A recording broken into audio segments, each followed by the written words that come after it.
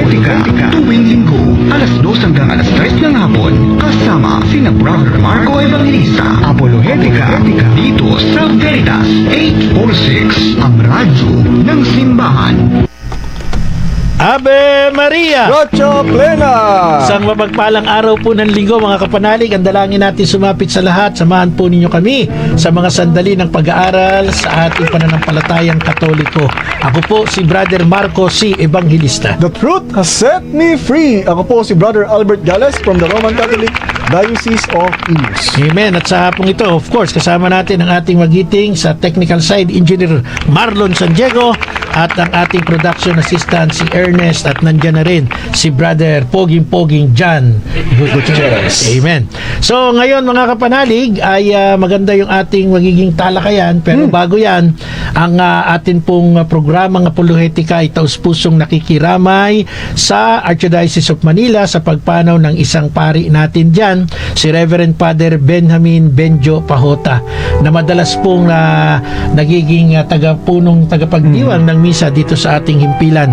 At siya rin po ay dating anchor ng Healing Touch, yung programa sa gabi, Healing Touch sa Veritas, from Sunday to Monday edition. So lahat po tayo ay mag-alay ng maikling panalangin for his eternal repose. At syempre, speaking of that, Brother Albert, kami rin po ay taus-pusong nakikiramay sa pagpanaw ng kapatid ni Brother Jose Santos Jr., Brother Jun Santos, ang ating partner din dito sa ating programa. Ang kanyang ate Risa ay sumakabilang buhay, alam ko kagabi. Eternal rest give unto their souls, and let perpetual light shine upon them. May they rest in peace. Amen. So lahat ng mga yumao, huwag nating kalilimutan, huwag tayong titigil na ipagdasal. Hindi tayo titigil at iisipin natin na after ng 40 days, tinalakay natin yan, nasa langit na. Mali ho yung ganong kaisipan. Although maganda, pero mali. Kasi baka tayo maging komportable, hindi na natin sila ipagdasal. So let us continue to pray for the eternal repose ng ating mga departed loved ones. Ganun po yun, mga kapanalig. Shout out po kay Brother Raymond Gerald Sampang, kay Brother Daryl Eusebio Timbulan, na formal nang nagpaalam bilang Pangulo ng Catholic Faith Defender Las Piñas Chapter. At alam ko na meron siyang bagong pupuntahang lugar kung saan pagpapatuloy sa paglilingkod sa ating Panginoon. Mamimiss ko ikaw, kami ni Brother Albert. Mamimiss ka namin, Brother Daryl Eusebio Tibulan, isang napakasipag na Pangulo ng CFD Las Piñas Chapter. Mahal ka namin, tandaan mo yan. Yan ang, kung saan ka man pupunta, kung local o international, tandaan mo, Brother Daryl, mahal ka namin. No? From the heart, mahal ka namin. Amen. So, shout out kay Brother George Layaan from Valenzuela.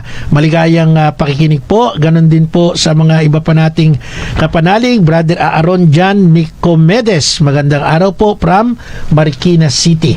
Brother Albert, ano ba ang mainit nating pag-uusapan ngayon, at bakit natin pag-uusapan yung topic natin this afternoon? It's all about Soji SC at gender ideology.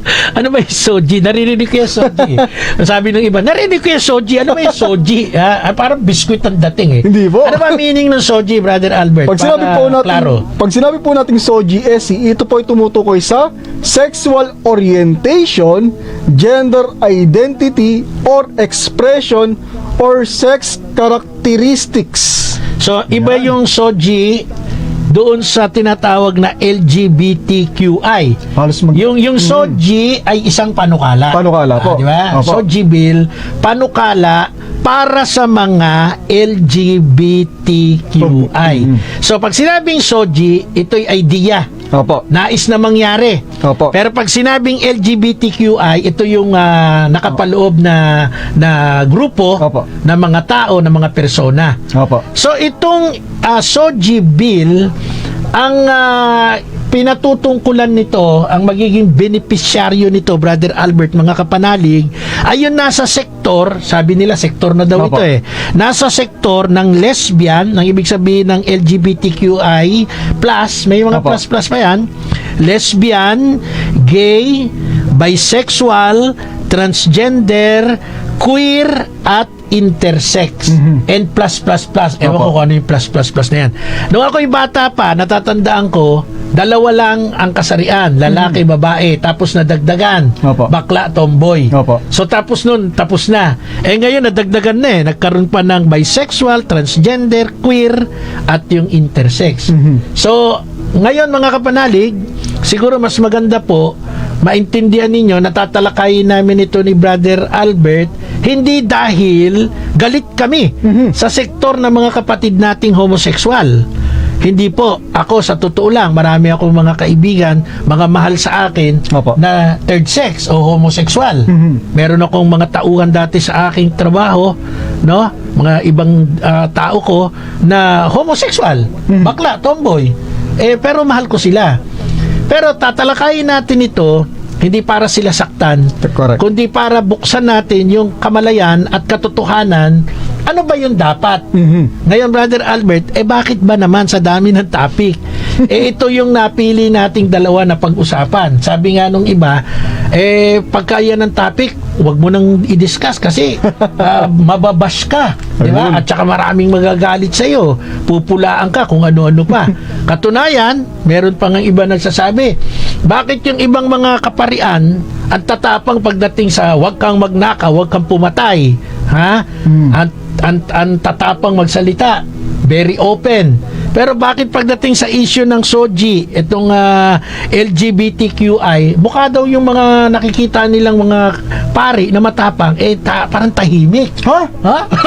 Ano ba yan? Parang tahimik. Ito, tayo naman ay nasa radyo ng katotohanan, Yun. di ba? So, kailangan, sabi nga ng Panginoon, the truth shall set you free. Yan ang lagi mo Opo. sinasabi. So, Brother Albert, sige, bakit natin napili itong paksa ng SOGI bill para sa sektor ng homosexual? Sapagkat itong mga nakaraang araw, Nito lang nakaraan? ito lang nakaraang araw, Are you sure? yes!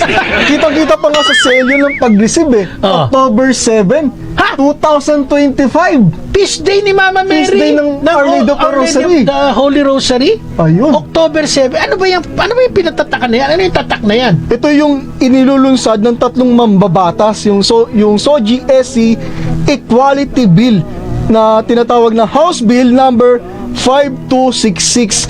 Teka. Tatlong mambabatas. Mambabatas. Ano ba yan? Senador, congressman? Congressman. Mga congressman. Mga congressman. Sino naman itong tatlong congressman na ito na nagsusulong yung SOGI bill na yan, Brother Albert? Unahin na po natin si Representative Brian Poe of the FPJ Panday Bayanihan Party List.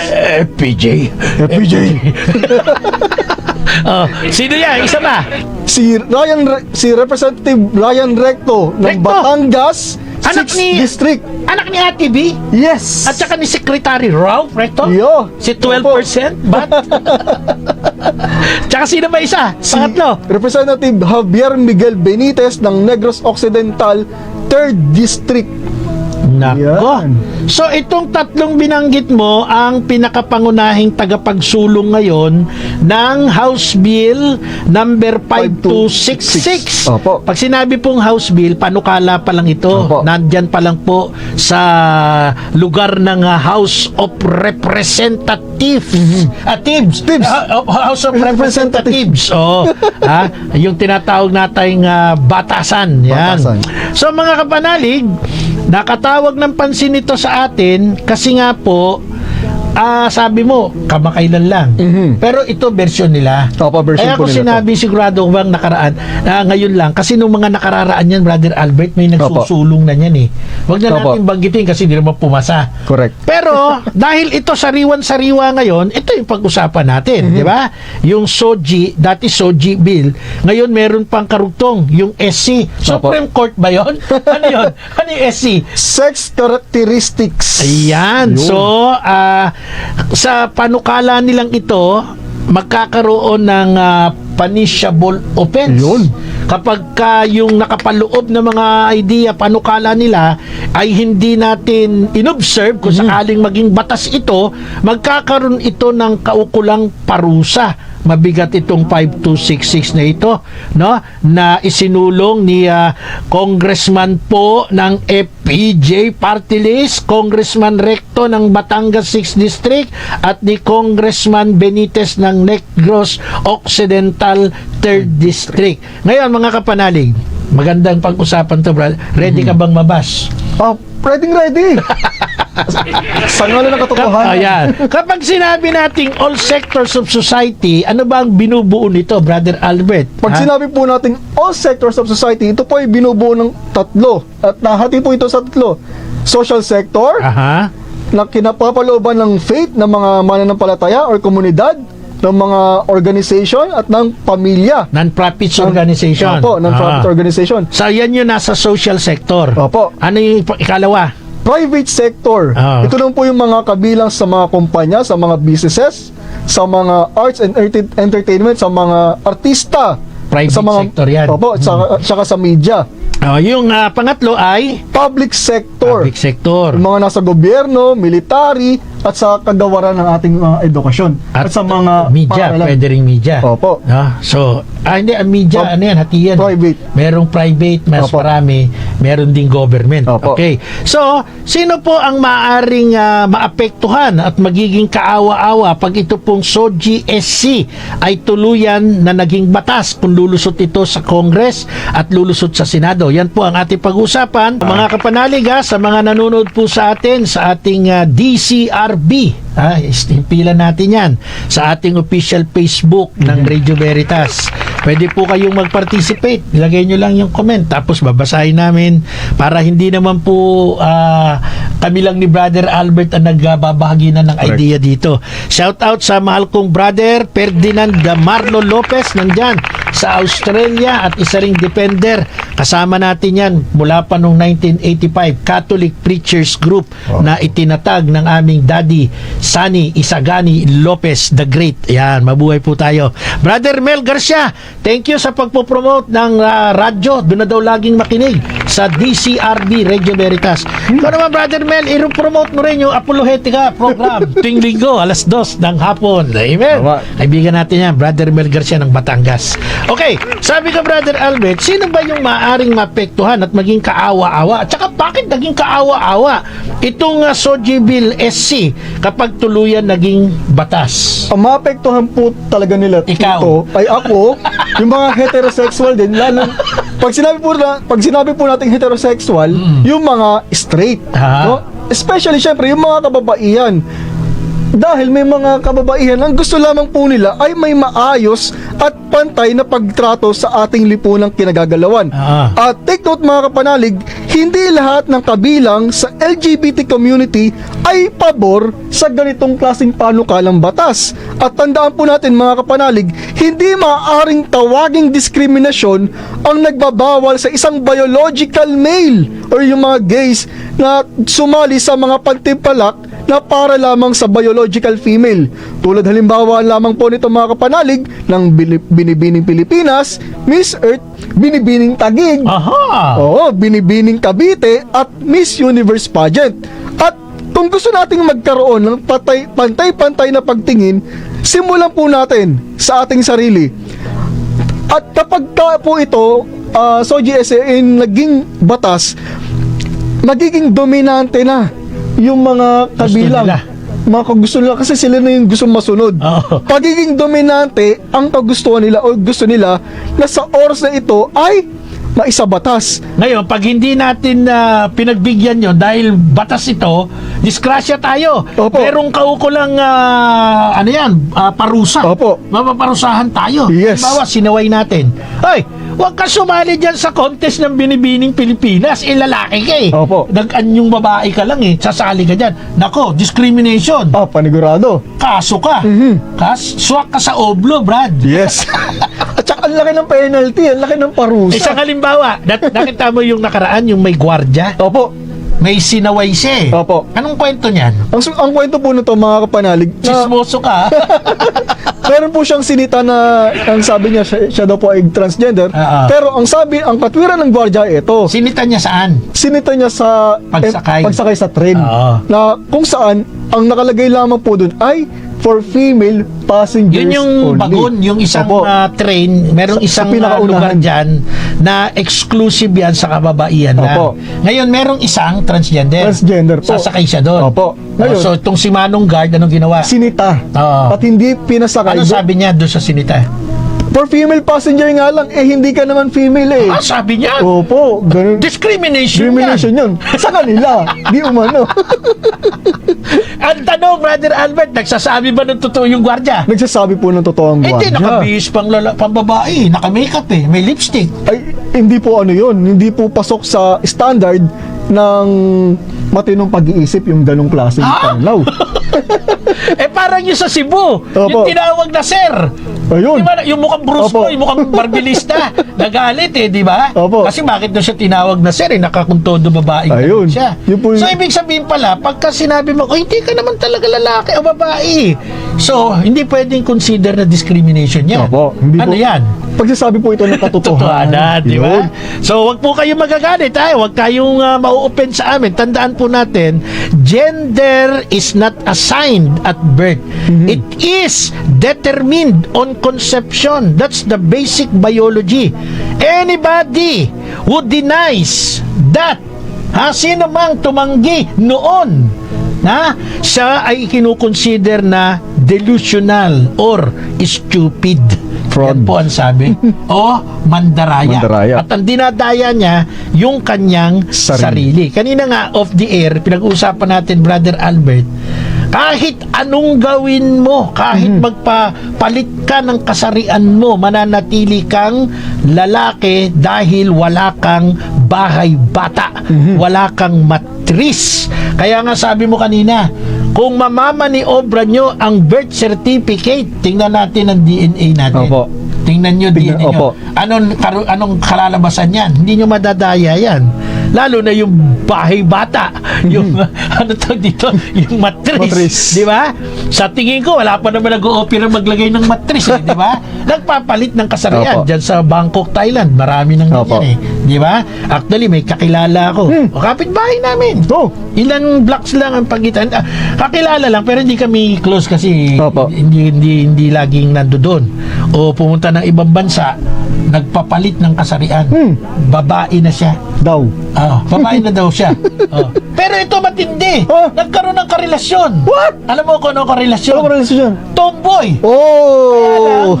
Too late. Sayang. Kasi nagpa-opera na siya bago niya nakasama yung tomboy. Ano ba yung yun? tomboy, babae talaga yun. Opo, tama po Feeling yun. lalaki, Opo. talagang tsurang lalaki.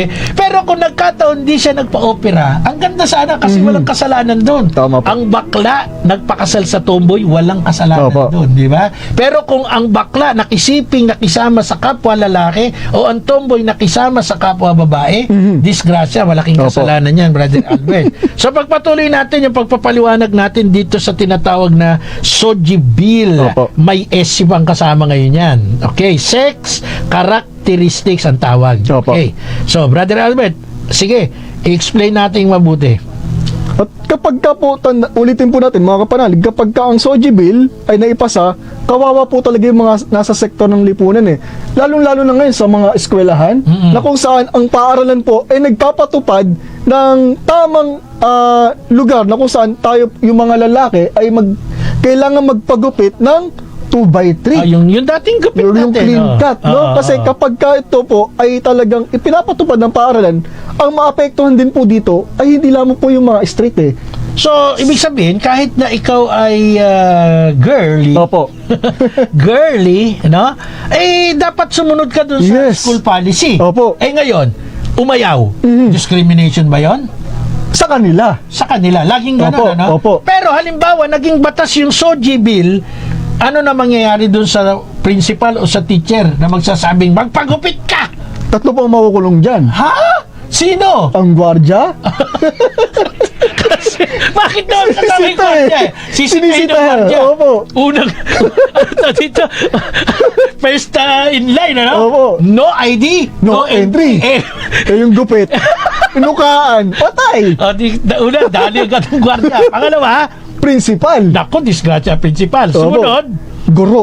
nako, yung teacher. Yung teacher talaga. Kasi yun ang unang makakakita doon Opo. sa klase, no? Opo. So, Ngayon, magkano, Brother Albert, ang maaaring maging multa sa sino mang lalabag dito according dyan sa ika nga nakapaloob na Opo. SOGI bill ng 3 kongresista.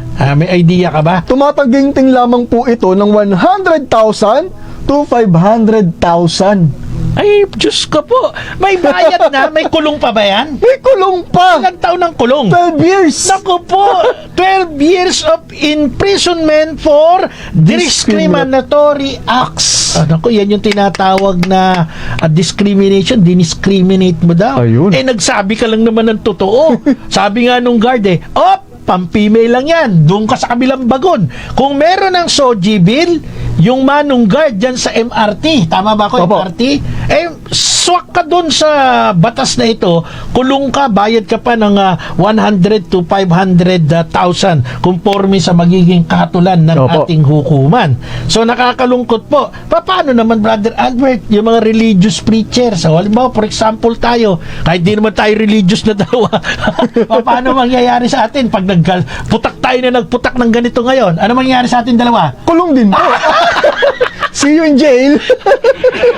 Disgrasya tayo. Shout out, Brother Luis Santos. Mabuhay po kayo, Brother Ruel Tio from Riyadh, Saudi Arabia. Yun. Nako, sa Saudi Arabia, palagay ko mahigpit ang mga Ay, doon, ano? Panigurado po yan. Ugot ulo dyan. Tama ba ako, Brother Ruel Tio? Pagka merong Arabong nagbakla-bakla dyan, nagsuot ng pambabae pero lalaki, hindi ba tagpas ulo ang parusa dyan? Kasi dito sa SOGI bill, kulong. 12 years, imprisonment para sa parusa ng discriminatory acts. Naku, bigat. Sige, Brother Albert, tuloy-tuloy natin. Masarap itong ating usapan Ito pa. Ang pinakamagandang tanong dyan ay ito. Ang SOGI bill ba, SOGI SC bill ba, ay maaring maging batas sa panahon natin ngayon? Kung ako lang, Opo. palagay ko, tingin ko sa mga senador natin, may mga kukontra talaga dyan. Ayun. Number 1 na si Senator Tito Soto, Ayun. ang ating Senate President. Ayun. Di ba? At pangalawa dyan, yung mga matitinong senador. Opo. Di ba? Na hindi lang sila magpi-playing safe, medyo titindig yan at hindi pwede yan. Tama po yun. Yun lang akin, Opo. Saganang akin. Ikaw ba sa tingin mo? Dahil po nang binanggit ninyo, Ah. si Tito Sen talaga. Si Tito Sen lang. Opo. Sino pa ba sa mga senador natin dyan ang pwedeng humarang? Ang nakikita ko po dati si Chis Escudero Cheese. Ayaw Opo, ni tsaka Cheese. si Villanueva, si Senator Joel Villanueva. Oo. Dati. Pero nandiyan pa naman si Senator Joel. Kaya pala, mukhang malabo pa rin talaga siya maipasa itong SOGI SC bill na to. Nandiyan pa. Nandiyan pa sila tayong dalawa, meron pa tayong tinitingnan na dalawa. Yes. Paano naman si Senator Jinggoy? Siya ba ay pabor o hindi? Yun hindi ko sure. Tingnan natin yan. Ano yan mag-expect tayo ng mga susunod na Opo. pangyayari dyan. Opo. Okay. So, ang problema dito po sa tinatawag nating SOGI bill, mga kapanalig, with SC na. Opo. With SC. Ay tinatawag na Anti-Discrimination Act or Bill sapagkat ito po ay magtutulak ng mas maraming abuso. Kasi mas majority naman straight Opo. Di ba? Mas maraming abuso ang mangyayari. Bakit? Kasi yung mga pasasamantalahin na ng mga walang yayan, magsusuot, magme-makeup, papasok sa CR ng mga Ayun. babae. Di ba? Tama po. Pero ang motibo pala kawalang yan. May kilala akong ganyan. Marami akong kilala. Kasi matagal akong reporter. May Opo. kilala akong ganyan na nag-aayos siya, parang effeminate ang dating niya, bakla siya. Pero sa totoo lang, Straight. pagka kami nagkukwentuhan na straight ang mukong Oo. Tapos sabi ko sa kanya, ba't ganyan ang style mo? Sabi niya, bossing, para makakita tayo ng mga magagandang hubog sa CR. Kita na ninyo. Kaya ako, against ako dyan Kasi mga kapanalig, nasa ikalawang bahagi na po tayo ng ating palatuntunan na apolohetika. Maraming salamat po sa Diyos sa pagkakataon na tayo ay nakakapagsahing papawid sa loob ng 18 taon. Wow, Dito galing. po sa Radyo ng Simbahan. At sa loob ng 18 taon na yan, kasama niyo po Brother Marco si Evangelista, and of course ang mayapa nating tatang Larry Lanco Malyari, 16 years bago siya nagpahinga, at ang aking 2-year-old partner si Brother John Albert Gales from the Diocese of Imus. Bago tayo magtuloy-tuloy, Brother Albert, no, bago mo banggitin yung nag-chat sa'yo, ay kinukongratulate ko muna ang ating mahal na brother, brother tuloy, mahal na brother, tama, si Brother Marlon Asuelo ng kanyang kaarawan nitong nakaraan lamang, September 9, no?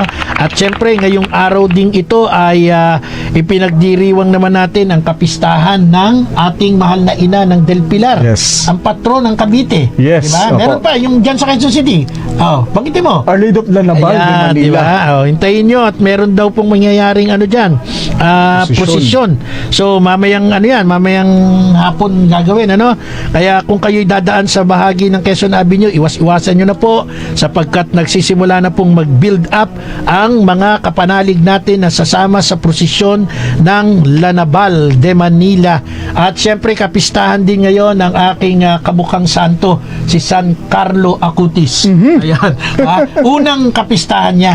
Happy Peace Day po sa ating mahal na San Carlo Acutis. At syempre, Brother Albert, mga kapanalig, ako po ay hindi man nakarating pero malugod na bumabati po ng happy 20th Sacerdotal Ordination Anniversary sa mahal nating Father Jojo Malyari, Father Jose Salvador D.C. Malyari, ang Superintendent and President ng Divina Pastoral College dyan po sa Gapan City, Nueva Ecija, at siya ring Episcopal Vicar for Cabanatuan Catholic Education System 20th Sacerdotal Ordination Anniversary. At ganoon din po, happy 40th Sacerdotal Ordination Anniversary sa ating minamahal Most Reverend Elmer Mangalinaw, ang obispo ng Diocese of Bayumbong, Nueva Vizcaya.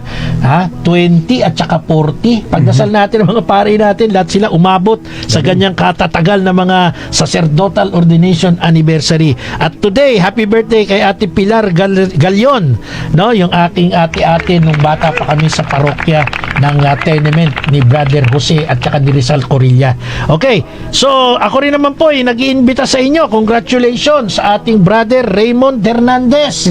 Brother Raymond Hernandez, salamat sa isang napakagandang negosyo na iyong patuloy na ini-spread, kasi ang mga kapanalig natin nakakatikim ng dekalidad at masarap na beef steak. Beef steak. Ito pong Beef Deli and by Refined Selection Steakhouse. Meron na silang branch dito sa Baliwag, Bulacan. Meron sila sa Malolos, Bulacan. At meron sila dito sa North Luzon Expressway, yung gasolina dyan, bago dumating ng Balintawak, na huling gasolina niyan. So kung kayo po ay nais makatikim ng isang dekalidad at masarap na steak, punta ho kayo sa Beef Deli by Refined Selection Steakhouse, bringing the best pressed frozen Australian beef to your homes every day. Yan. Maganda ang kanilang klase ng karne, Brother Albert. Muntik na ako pumasok dyan. Dapat pumasok ka, tapos tinawagan mo ako. Sasabihin ko, magbayad ka dyan. Okay. Ito pinopromote ko to, hindi dahil sa walang ano to sa atin. No string attached to. Opo. Kasi yung may-ari nito ay kaibigan sa aking matalik, mahal ko. At talagang pinupush niya yung dekalidad na karne na matikman ng mga kapanalig natin. Hindi kailangan pag-usapan kung ikaw ba kaya mo ba o hindi, kasi pagka steakhouse sinabi, mga rich kid lang makakakain. Tama. Dito hindi. Dito po sa tinatawag nating Beef Deli by Refined Selection Steakhouse, talagang kahit na maliit ang iyong budget, makakakain ka ng masarap na Australian beef. Ayan. So okay, puntahan na natin, Brother Albert, yung ating pinag-uusapan. Napakainit. Ano sabi nung nag-chat sa'yo? Napaka-perfect daw natin. Sabi nung listener na si Shasha. Shasha! Shasha. Perfect. Hindi tayo perfect. Hindi naman. Tayo po ay nagsasabi lamang ng tama. Kasi po, kung kayo ay talagang naniniwalang may Diyos, kung kayo po ay naniniwalang may Diyos, susundin nyo yung alituntunin ng Diyos. Hindi ko sinasabing kami sinusunod namin lahat. Kaya nga sabi ko kanina paano yung mga religious, yung mga preacher, tayo di religious. Correct. Kung merong makasalanan, ako na po, tataas ko na, dalawang kamay ko, makasalanan ako. Kahit di naman po ako. Sama ka na. Sama Di ba? po tayo. Dalawa kami dito sa loob ng booth, makasalanan kami. Pero hindi ibig sabihin yan na lahat ay ito-tolerate mo. Yun. Hanggat maaari, lumayo ka sa kasalanan, gawin natin. Kaya nga tayo ay inaanyayahan na magpakabanal. Hindi ibig sabihin nun, banal na tayo. Niyayaya nga tayo ng Diyos na maging banal, magpakabanal. Kung may makasalanan, kami na po dalawa ni Brother Albert yun. Correct. Hindi po kami perpekto. Pero meron kaming kamalayan na dapat hindi natin gawin ito. Ngayon, ang tanong, kasalanan po ba, Brother Albert, ang homosexuality? Ang unang sagot, number 1, kung tayo tatanungin, hindi. Hindi. Pero hindi dapat i-promote. Yun. Di ba? Opo. Kasalanan ba ang homosexuality? Hindi. Pero hindi dapat i-promote. Pangalawa, kasalanan ba ang homosexuality? Again, hindi. Pero dapat itong bigyan ng atensyong medikal. The biggest mistake of compassionate people is to dismiss the need for healing homosexual. Tama. Di ba, merong isang bata, tuwa-tuwa pa yung magulang, nung nakitang yung bata, nagka-kikikending, yung bata ay nagmi-makeup, todo support ang magulang. Mali po yun. Maling-mali yun. Sabi ng Proverbs chapter 22 verse 6, train up a child in the way he should go, and when he is old, he will not depart from it. Turuan mo ang anak mo. Nakita mo at very young age, kumikembot-kembot na, nagmi-makeup. Pwede mo siyang bigyan ng atensyon. At ito yung sinasabi natin na dapat hindi natin i-promote. At pangalawa, bigyan natin ng atensyong medikal. Kasi pag yan ay dinaan natin sa pagiging compassionate, magpapatuloy siya, at the end, sa totoo lang, hindi naman po iyon tama. Hindi po iyon magiging kalugod-lugod sa mata ng Diyos. Hindi po namin sinasabi yan sa ganang amin. Sa katunayan po, kung babasahin natin, very radical ang mga talata sa Biblia. Sa Levitico, Brother Albert, anong sabi ng Levitico? Chapter 20, verse 13. Basahin natin itong Bible. Ito, may hawak ako. Levitico, chapter 20, verse 13. Anong sabi ng 13? Ayan, tingnan mo. Ayan, Ang lalaking sumiping sa kapwa lalaki ay gumawa ng karumal-dumal na gawain at pareho silang papatayin. Nakakalungkot, di po ba? Anong sabi ng Bible? Di mas matindi sinasabi ng Bible.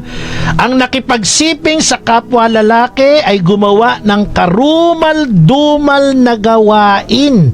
At sabi yun ng Bible, pareho silang papatayin. Yan ang utos ng Diyos Hindi ho namin utos yan, di ba? Ngayon, kung titingnan natin ang Genesis chapter 19, tingnan natin ang Genesis chapter 19, Brother Albert, verse 4, yung chapter 19, verse 4 to 6. Ito na, yung tungkol sa Sodoma at Gomora. Nang matutulog na sila, pinaligiran ng mga taga-Sodoma ang bahay. Lahat ng lalaki ng lungsod, bata at matanda ay naroon. Pasigaw nilang tinanong si Lot, nasaan ang mga panauhin mo? Palabasin mo't sisipingan namin. Lumabas si Lot at isinara ang pinto. Sinabi niya sa mga tao, "Wag, mga kaibigan, napakasama ng gagawin ninyong iyan. Ako'y may 2 anak na dalaga. Sila na ang ibibigay ko sa inyo. Huwag lamang ninyong galawin ang mga lalaking ito. Mga panauhin ko sila at dapat ko silang ingatan." Ngunit sumigaw sila, "Huwag kang makialam, dayuhan! Sino kang magtuturo sa amin ng aming gagawin? Tumabi ka kung hindi mo gustong masaktan." At itinulak nila si Lot at tinangkang wasakin ang pinto. Ngunit hinaltak siya ng kanyang mga panauhin at isinara ang pinto. Pagkatapos, binulag nila ang mga tao sa labas, kaya't hindi nila makita ng mga ito ang basahin mo yung verse 24. Genesis 19:24. Ang Sodoma at Gomora ay saka pa lamang pinaulanan ng Diyos na nagniningas ng asupre. Ayan, ano nangyari? Anong kwento dito sa binasa mo? Merong bisita, si Lot. Tama ba ako? Si Opo. Lot. Tapos itong si Lot ay nagsabi na, huwag niyong galawin yung aking bisita. Opo. Pero ang sinisigaw ng mga tao dyon, lalaki ha? Lalaki po. Sinisigaw. Hindi, ilabas mo yan at sisipingan namin. Di ba? So ano nangyari dahil dun sa kanilang pagnanasa? O yung verse 24, tinupok ng Diyos sa pamamagitan ng nagniningas na asupre yung dakong iyon ng Sodoma at Gomora. Kaya nga mga kapanalig, doon sa binasa natin kanina sa Levitico chapter 20 verse 13, sinabi doon na karumal-dumal ang pakikipagsiping na yan ng same sex, no? Same sex. Opo. At ang sabi pa ng Bible, dapat silang patayin. Basahin natin Levitico 18:22. Ako magbabasa. Anong sabi ng Bible? Leviticus chapter 18 verse 22. Huwag kang sisiping sa kapwa mo lalaki nang tulad sa isang babae.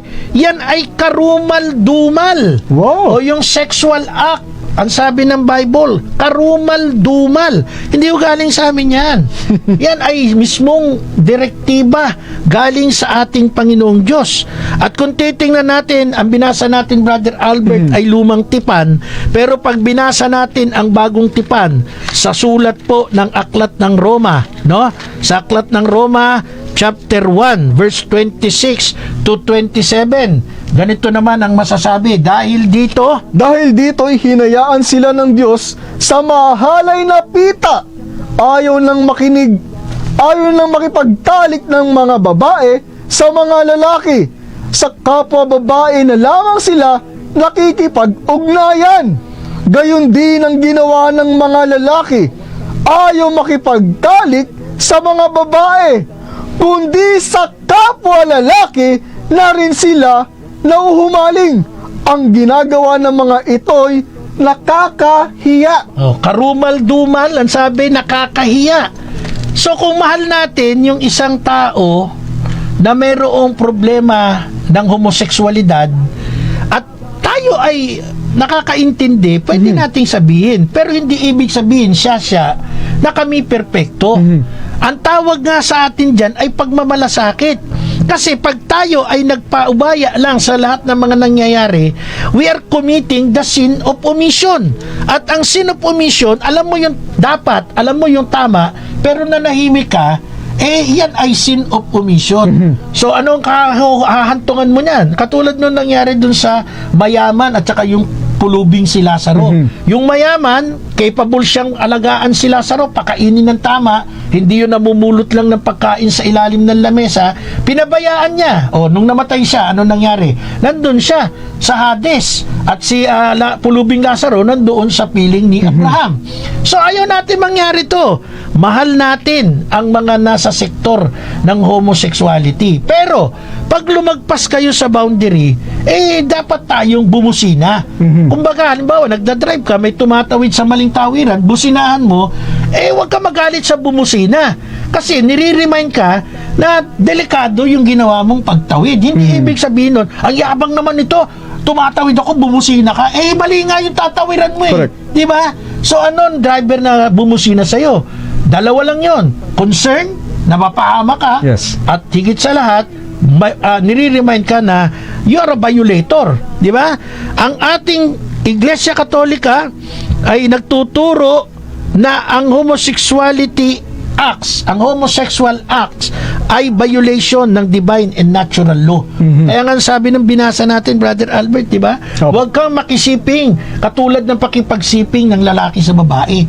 Yung lalaki, huwag kang sumiping sa kapwa mo lalaki. Yung babae, huwag kang sumiping sa kapwa mo babae. Yan ang ayaw, karumal-dumal, nakakahiya, sabi ng ating Panginoong Diyos. Hindi sinasabi ni Brother Albert o ni Brother Marco. Kaya nga po sa Catechism of the Catholic Church number 2357, Brother Albert, ano ang sabi ng ating official teaching 2357? Ang homoseksualidad ay tumutukoy sa ugnayan ng mga lalaki o babae na nakakaramdam ng pagkakaakit na sexual, natatangi man o pangkalahatan sa mga taong may magkatulad na kasarian. Iba't ibang anyo ang ipinamalas ito sa loob ng mga daang taon at kultura. Hindi paggaanong naganap na nauunawaan ang mga kadahilan ng sikliko nito. Ang tradisyon ng iglesia na nakasalalay sa banal na kasulatan, kung saan man ito ay tinataguriang bilang mabigat na kamalian, ay nagpapahayag na ang mga gawaing homosekswal kailanman ay likas na masama. Ang mga ito ay labag sa batas ng kalikasan at pinipinid nito ang pagtatalik ng magbunga ng buhay. Hindi ito nagmumula sa isang tunay na pang-aangkupan ng sekso at damdamin. Kailanman ay hindi ito maaring sang-ayunan. Okay, hindi natin dapat sang-ayunan. Bakit? Una sa lahat, yung sexual act ng lalaki sa lalaki, ang sabi ng ating official teaching, ipinipinid natin ang pagtatalik na magbubunga ng buhay. Hindi ito natural labag sa batas ng kalikasan. Sa uling bahagi na po tayo ng ating palatuntunan. Ang bilis ng oras, Brother Albert. At bago natin sagutin yung sagot uli ni Shasha, basahin muna natin yung Catechism of the Catholic Church number 2359. 2359. Ang mga taong homosekswal ay tinatawag sa kalinisan sa pamamagitan ng pagsupil sa sarili na magbibigay sa kanila ng kalayaang panloob at kung magkaminsan sa pamamagitan ng isang pagkakaibigang di makasarili at sa paraan ng pagdarasal at ng mga biyaya ng sakramento ay maaari at dapat nilang matamo ng dahan-dahan, ngunit walang tinag ang kaganapan ng buhay na Kristiyano. Amen. So dito makikita po natin ang simbahan ini-encourage, hindi ho kinukundina. Ini-encourage po ang mga kapatid natin na nasa sektor ng third sex na tinatawag natin upang sila po ay pumunta doon sa call to chastity, no? Yes. Call to chastity. At ito'y isang magandang paraan pa nga para lalo nilang mapaglapit yung sarili nila sa ating Panginoon Diyos. Kung ito ay isusuko lamang nila na isang sakripisyo, di ba? So ibig sabihin, pwede ka namang maging bakla. Kasi sometimes talagang hindi naman na-avoid.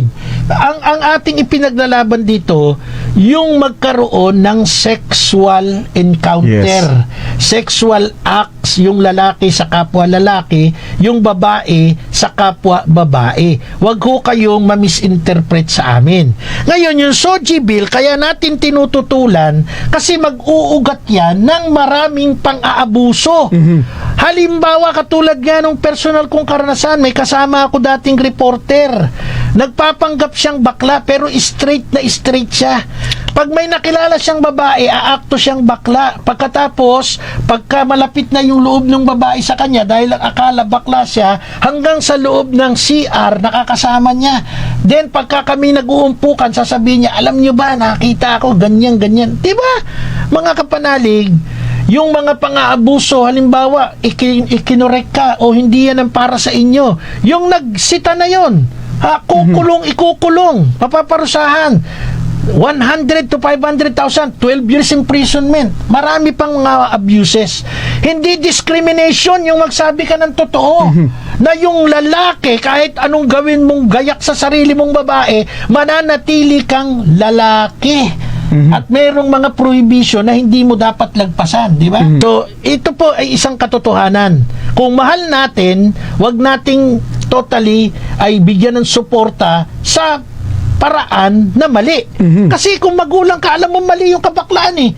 Alam mo mali, tapos meron ka makikita, todo-todo suporta pa, tuwan-tuwa pa. Mali po yun.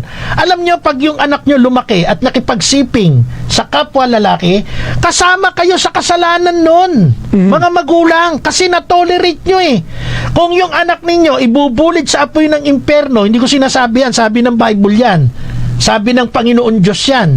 Kung yung anak ninyo na lumaki, hindi nyo itinuwid, hindi nyo tinulungan, hindi nyo sinuportahan sa tamang dapat nakalagyan niya, pati ho kayo kasama dun sa kasalanan na yun. Pati kayo matutusta sa apoy ng impyerno. Kaya kawawa ang mga magulang. Tama po. Kawawa ang mga irresponsableng magulang. Kaya ko sasabihin ko ng irresponsable dahil dapat katulad yan, may sakit po ba sila? Yes, may sakit po yun. Normal ba yun? Hindi ho normal yun. Magalit na kayo sa amin kung magalit. Pero yung sinasabi natin ay hindi ho naturalesa. Hindi ho naturalesa. Patawarin nyo kami kung kayo'y na-open. Pero kailangan naming sabihin yan. Pero kung may batas na ngayon ng SOGI Bill, Brother Albert, pagkatapos nating magprograma, Posas. sa kote. Di ba? So, yan po ang katotohanan mga kapanalig eh. Masakit man, si Brother Mel Garcia, paano naman yung pagsi-CR ni blank sa female restroom? Mali yun eh. Mali yun. Kasi alam naman natin, di ba? Alam naman natin na si blank ay isang lalaki kahit na siya'y pumusturang babae. At yun, nawawala yung kanyang tino na hindi siya dapat doon pero doon siya pumasok. Ayun. Di ba? Yan yung sinasabi natin. Kaya yan ay isang sakit, Brother Albert. Ngayon, mga kapanalig, kasi ako, may mga na-encounter din po ako na, ay, bakit mo tinatawag na sir? Dapat ma'am. Sabi ko, ang lagi kong hamon dyan, ganito. Sige, maliban sa birth certificate, pakita mo sa akin DNA mo. Pakita mo sa akin ang bone structure mo. Anong lalabas dyan? Siyempre, ikaw ay tunay na lalaki. Oo. Ngayon, anong magpapatunay, mga kapanalig? Kasi yung sinasabi po namin ni Brother Marco na patungkol lamang po sa talagang tunay na kasarian, may dalawang tunay na kasarian lamang po na nilikha ang ating Panginoong Diyos. At ito po ay mababasa po natin sa Genesis chapter 1 verse 26 hanggang 27 sa eksena ng creation. Pagkatapos sinabi ng Diyos, ngayon, likhain natin ang tao ayon sa ating larawan, ayon sa ating wangis. Sila ang mamamahala sa mga isda, sa mga ibon, sa himpapawid, at sa lahat ng hayop, maging maamo o mailap, malaki o maliit. Nilalang nga ng Diyos ang tao ayon sa kanyang larawan. Sila'y kanyang nilalang na isang lalaki at isang babae. Ayan po ang katotohanan eh. Yeah? Nasa Bible yan. Ngayon, awayin nyo yung nagsulat ng Bible. Awan si Moises. Shout out Brother Marlon Galvez at saka syempre kay Sister Miriam Cha nakikinig sa atin, kay Brother Melbencio Bondaon, mabuhay po kayo, at si Brother Luis Santos ay nagpapabati sa kanyang kapwa Extraordinary Minister of the Holy Communion na si Brother Florante Eder. Happy birthday po ngayong araw, October 12. So okay, ang greetings from Brother Luis Santos ng San Felipe Neri Catholic Charismatic Community dyan po sa Mandaluyong City. Happy birthday, Brother Florante Eder. O Brother Albert, ang atin lang naman ay paglilinaw. Yes, opo. Mahabang talakayan ito, maraming magagalit sa atin, but we need to stand firm. Dalawa lang po ang naturalesa ng tao, lalaki, babae. Kasalanan po ba maging bakla, maging tomboy? Ang sagot po namin ni Brother Albert, hindi po.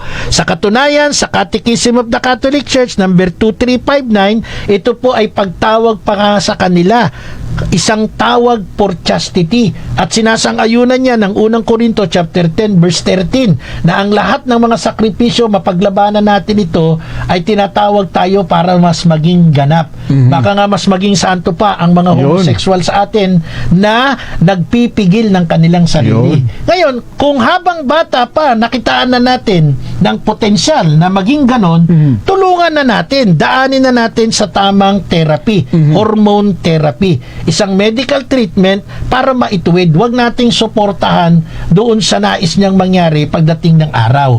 Kasi ang mapapahamak dyan, siya, kapag hindi siya nakapag-control, at kayong mga magulang, tayong mga matatanda. So ang gusto lang po natin dito, ihayag ang totoo at sumaatin lagi ang biyaya ng Diyos na tumindig sa ngalan ng katotohanan. Maraming salamat po sa inyong pagsama.